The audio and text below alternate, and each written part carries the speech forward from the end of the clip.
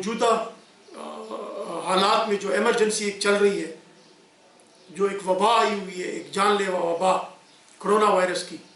اس میں ہمارے 3,000 نئی ضبط شدہ پولیس وہ ہمہ وقت دن رات اپنے فرائض سر انجام دے رہی ہے۔ ضلع بندی ہم نے کی ہوئی ہے، جو ہمارے ضلع کے اہم پوائنٹ ہیں، جیسے ضلع بنو کے ساتھ،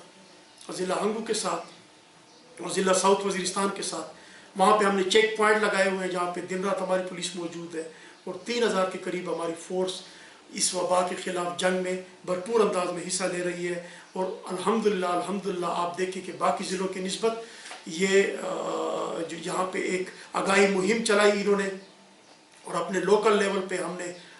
جتنی کوشش کی عوام کو ساتھ لے کے، میڈیا کو ساتھ لے کے، اور ایک پیغام پہنچایا، اور اسے اتنا شعور آیا کہ حکومتی جتنی بھی SOPs تھیں، حکومتی جتنے بھی احکامات تھے، لاک ڈاؤن کے حوالے سے، ڈسٹینسنگ کے حوالے سے، نماز جمعہ کے حوالے سے، تراویح کے حوالے سے اور اجتماعات کے حوالے سے، ان سب کو یقینی بنانے میں پولیس نے انتہائی اہم کردار ادا کیا۔ اور یہی وجہ ہے کہ ابھی تک الحمدللہ اس موذی وبا سے اللہ تعالیٰ نے باقی ضلعوں کی نسبت ضلع شمالی وزیرستان کو کافی حد تک محفوظ رکھا ہوا ہے۔